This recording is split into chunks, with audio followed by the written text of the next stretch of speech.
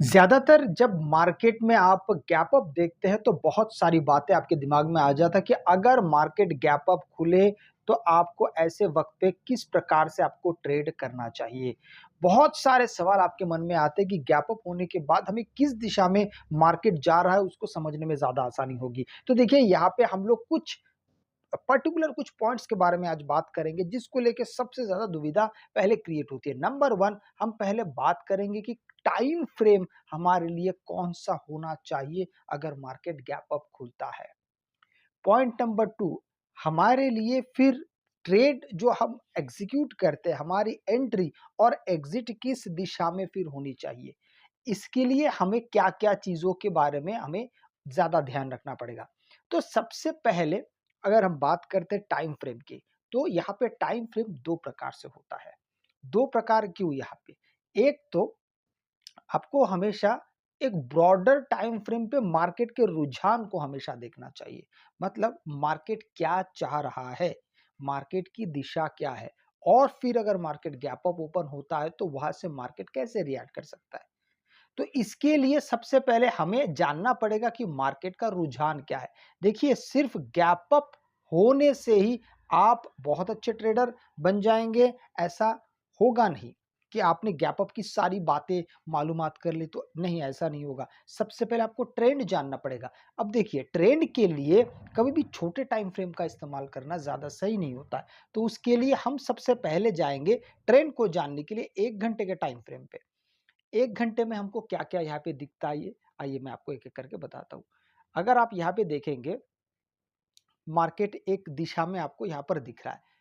Normally यहाँ पे हमको ये दिखाई दे रहा है कि मार्केट एक ज़ोन में पूरी तरीके से बंद है, मार्केट कंसोलिडेट कर रहा है। लेकिन इसको और अधिक सटीकता के साथ अगर आपको जानना है, तो यहाँ पर एक इंडिकेटर का आप इस्तेमाल कर सकते हैं सिर्फ ट्रेंड जानने के लिए, वो है आपका ट्रेंड चैनल्स। चैनल्स की बात आपको करनी पड़ेगी, चैनल्स।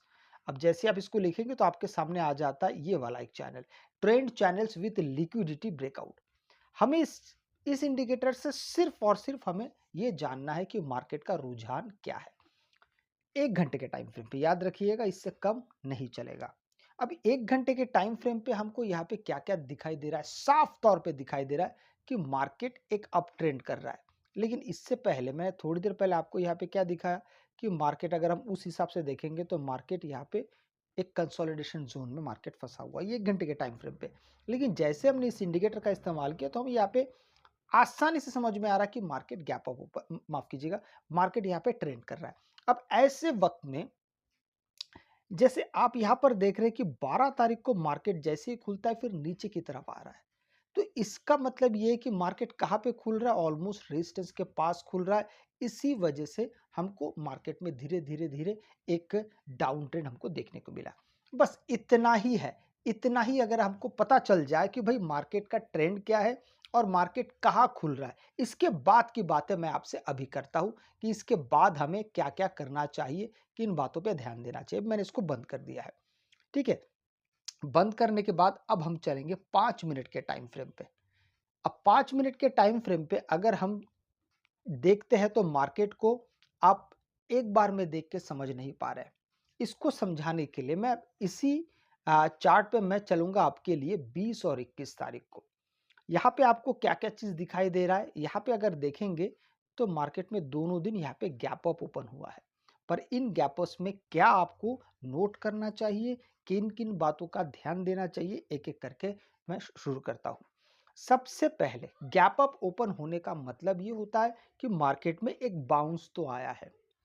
लेकिन ये बाउंस सस्टेन करेगा, कंटिन्यू करता रहेगा या फिर वहाँ से लुढ़क के नीचे चला जाएगा। इसको समझने के लिए हमको हमेशा 2 बातों का ध्यान रखना पड़ता है। नंबर 1 मार्केट गैप अप खुला है पर कितना, यहाँ पे कितना का मतलब है क्या पिछले दिन के हाई के ऊपर खुला है? आइए मैं यहाँ पे आपको एक-एक करके बताता हूँ। ये जो आप गैप अप देख रहे हैं, ये लगभग मार्केट का पिछला दिन का हाई है, ठीक है? ये 17 तारीख का हाई है। अब यहाँ पे मार्केट जब आपको खुलता हुआ दिख रहा है, ये मार्केट गैप अप खुला। हमें यहाँ पे क्या-क्या चीज़ देखने लायक, समझने लायक पहले करना है। नंबर 1, जब तक मार्केट पहले 5 मिनट टाइम फ्रेम के इस चीज को ब्रेकआउट ना दे, पहले कैंडल को ब्रेकआउट ना दे, तब तक तो आपको यहाँ पे शांति से बैठना चाहिए। इस बात का आप पूरी तरीके से ध्यान रखें। ये हो गई एक बात। दूसरी बात, जब तक ये जब तक क्रॉस ना कर दे, मैं अगर यहाँ पे एक लाइन और लगा दूं तो इसमें कोई दिक्कत की बात नहीं होगी, ठीक है। यहाँ पे कोई दिक्कत की बात नहीं होगी अगर मैं एक लाइन और यहाँ पे जोड़ देता हूं तो। ये हमने जोड़ दिया है। अब हमारे लिए इंपॉर्टेंट क्या है कि मार्केट इसके ऊपर सस्टेन करेगा तो ही हम यहाँ पे आगे काम करने वाले हैं, अदरवाइज हम काम नहीं करेंगे।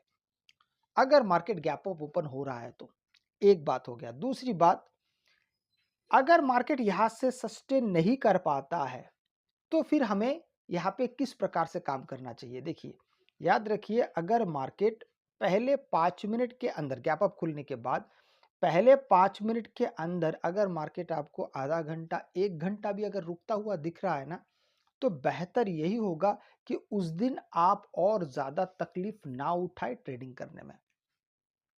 क्यों ऐसा? सिचुएशन के अनुसार ज्यादातर यही पाया गया है कि अगर मार्केट पहले 5 मिनट के अंदर अगर 1 घंटा भी अगर रुक जाता है शुरुआत का, तो ज्यादा चांसेस होता है कि मार्केट उस दिन ज्यादातर कि मार्केट साइडवेज ही रहेगा। मार्केट में मोमेंटम की कमी आ जाएगी। मार्केट पूरी तरीके से आपको ये समझाने में विफल हो जाएगा कि मार्केट जाना कहाँ चाहता है।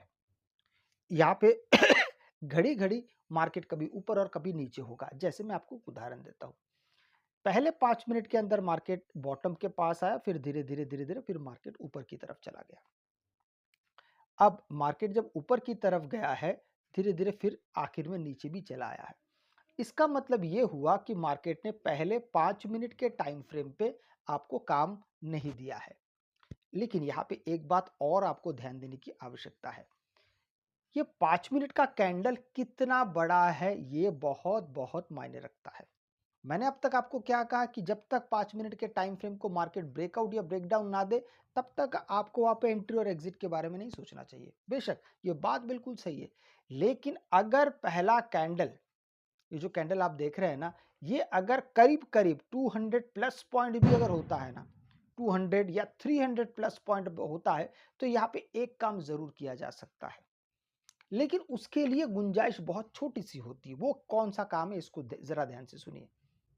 जैसे कि आप यहाँ पे देख सकते हैं, ये पहला वाला जो कैंडल है उस दिन का, इसका अगर मैं हाई लो की बात करता हूँ फर्स्ट कैंडल का, तो लगभग लगभग आपको यहाँ पे 300 पॉइंट के आसपास ये जो गैप दिख रहा है, 300 पॉइंट का ये कैंडल है। फर्स्ट कैंडल जो है ये 300 पॉइंट का है।